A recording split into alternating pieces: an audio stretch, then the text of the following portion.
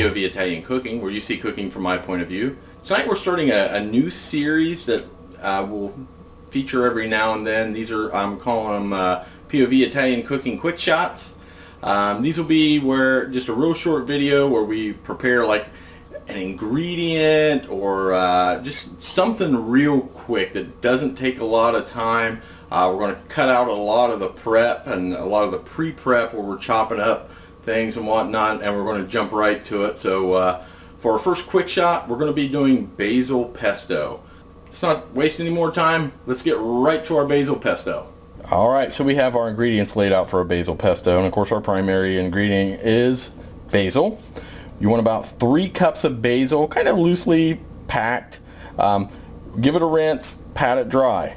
3/4 cups of Parmesan cheese. You'll see some recipes for pesto use pecorino cheese. Made it both ways, both taste really good. There is a slightly different flavor. We're going to use a 1/4 cup of pine nuts, a 1/4 cup of olive oil, and about 4 cloves of garlic, give or take on your taste. A little bit of black pepper, and maybe some salt. We're not going to use a lot of salt because our Parmesan cheese is a very salty cheese. All these ingredients go in a food processor. Alright, so let's get started. All we're going to do, we're going to jam all of our basil leaves here into the food processor.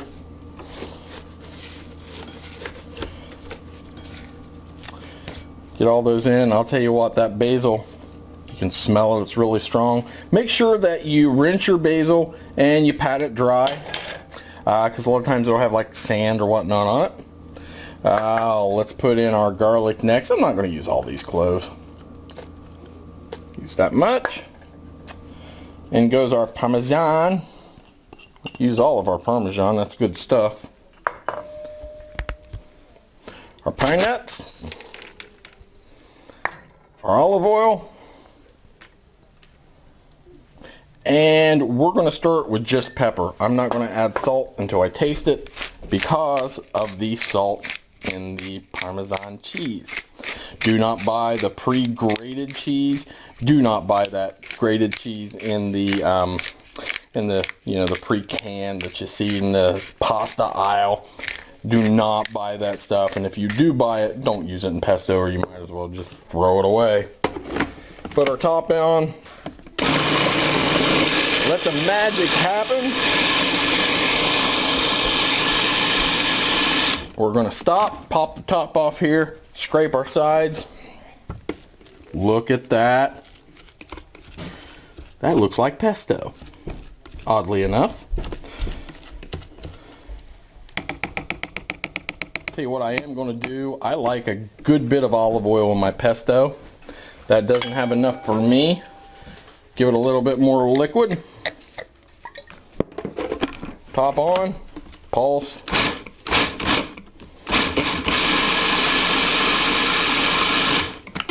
See what we got. We have made basil pesto. Let's give it a quick taste.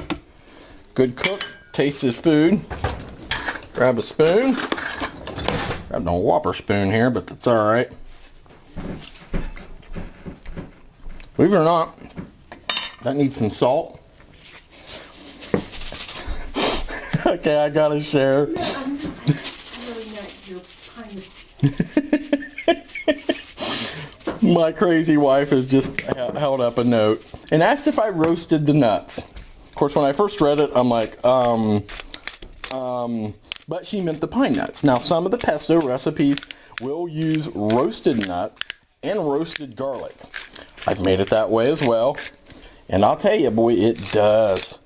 It does change the flavor. It's good. Give that a shot as well. Couple pulses. See if the magic happened. We got it right. That's good. Maybe a drop more salt.